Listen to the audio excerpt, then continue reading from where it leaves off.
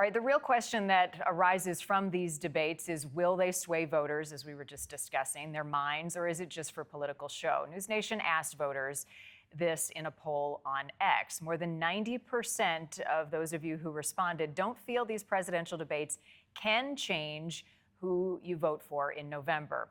One person commenting saying, no, I'm solidly locked on Biden, calling the debates more spectacle than substance.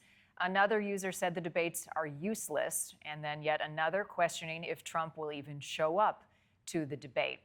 Well, we wanted to hear from some real voters this morning. With us now, Republican voter and graduating senior from Chicago, Mitch Robson, independent voter and former police officer from Atlanta, Daryll Triplett, and from Philadelphia, Democratic voter Rhonda Fuginetti, who works in a law firm. Thank you to each of you for being here. Before we get into where your mind is at on particular candidates, have you made your mind up? Just give me a show of hands if the answer is yes. You know right now who you would vote for. Maybe one. Oh, two of three. Okay, let me start with you, Rhonda. You're a Democratic voter. Where's your head at in this first debate? What will you be looking for as someone who's not quite sure who you're going to vote for? Well, for me, I think it's really important to see if the candidates are actually addressing the issues that are important to me. And I think both candidates have personal attacks on each other right now about their age and about stamina, but I'm looking for what are their positions now on the economy post-COVID? What are the positions on women's rights? I have two daughters. One's a lawyer, one's in medical school, and I think both of them are really also feeling passionate about that issue. So as a family, for us, that really is going to make a difference as to what they actually say. And I'm also very, very interested to see what it's going to be like without an audience, because we haven't had that since a debate, I think, since Nixon and Kennedy. And to see them having to address the issues without the audience, with maybe, a more controlled environment, because I'm afraid, frankly, that the environment's not going to be controlled in terms of them talking over each other. We saw that in 2020, and it clouded how I felt about the issues. So I'm trying to stay open and realistic because I am concerned about Biden's stamina, but I also am concerned about Trump's character. So I'm really, really going to rely a lot on what I see in June and in September. Interesting.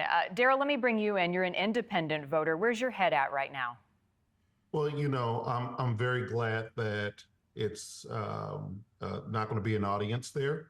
I think that makes it a big circus, and I think that the candidates get into their feelings with it. But I'm very excited to see what they're going to bring to the stage. I know a lot with me is safety, our crime rate, and I think that it's I would love to see some type of them talk about some type of legislation being put in place with police officers who are scrutinized by social media just for doing their job. And another thing that's important to me is, of course, like I think most Americans, is our healthcare system. I would love to see some type of, their viewpoints on how to better increase our healthcare system for our seniors and things like that. So, it's sort of an exciting time for me, because I want to see what both candidates have to say. And being an independent, I'm willing to give both a chance, but I think I have my mind pretty much made up. And which way are you leaning, Daryll? I think I'm leaning more towards Trump. All right. And Mitch, am I to assume as a Republican, you're also leaning towards Trump at this point? Yeah, at this juncture, I mean, yes, I'm excited for the debates as well. I do think, I think the Trump campaign is fair in saying that the criteria that the Biden administration has set out for the debates are suboptimal. But at the end of the day, the American people want to see them hash out the issues. And I know the last set of debates back in 2020 were somewhat disastrous. I think most people agree with that. But we still want to see them hash out the issues. And I think for me, at the end of the day, it really is about the economy. I don't think Trump's fiscal policies I think they were far from perfect, actually, but I think the direction that Biden has taken the economy is really an unfortunate one just because he's kind of combined the unsustainable deficit spending and increases in the national debt that Trump continued with high interest rates that have been necessary because of record inflation. So as a result, although Biden's deficit spending has not been that much worse than Trump's, interest payments on the debt just from 2020 have skyrocketed. They've almost doubled because interest rates are so high. And that's in turn been a necessity because of the awful inflation. So I really want to see, that turnaround. I think that's important for the future of young people to have a, stable economy that they can make a career in, that they can build a family in. Yep. Thoughtful and clearly in line with what most people are thinking about, right, which is the inflation issue and how much things cost. How do we feel about CNN as the host and the moderators with the two anchors that have been chosen? Rhonda, does that make a difference to you? Do you believe that this is fair ground for both candidates? I think it's a fair place for them. I think, Jake Tapper, or whatever his opinions are, professionally will do a good job. I think that the format, because the format of the debate is the way it is, I think that will lend very well to, Jake's style and also for some type of control. I don't think that the audience really cares at this point, whether we had someone from Fox News or MSNBC or NewsNation for that matter. I think we are very focused, and you can tell by the three of us that we really want to hear about the issues. So I don't care how Jake votes or what Jake thinks. I care about what Trump is doing and what Biden is doing. And I'm also, I don't know how other people on the panel feel, concerned about what's happening in New York right now about the trial, because that's also raised some red flags for me as a voter, too, to see what happens in the New York case and whether or not morality is still on the ballot as well. Interesting point. How about RFK? Daryll, do you believe he deserves a spot on that stage, as many people who are independent like yourself are looking for another option? Absolutely. Absolutely. I do believe that he deserves a spot on that stage.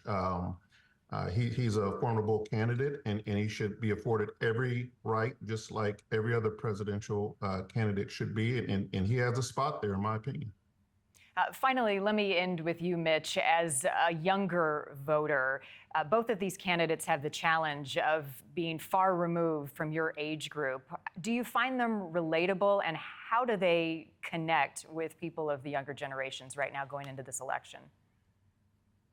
Well, I don't find either of them highly relatable because of what you just said, which is the age component. But of course, they can't be perfectly relatable to everyone. But I think that if they want to do their best to relate to young voters, they should prioritize America's long-term future, which is why I mentioned earlier, the national debt.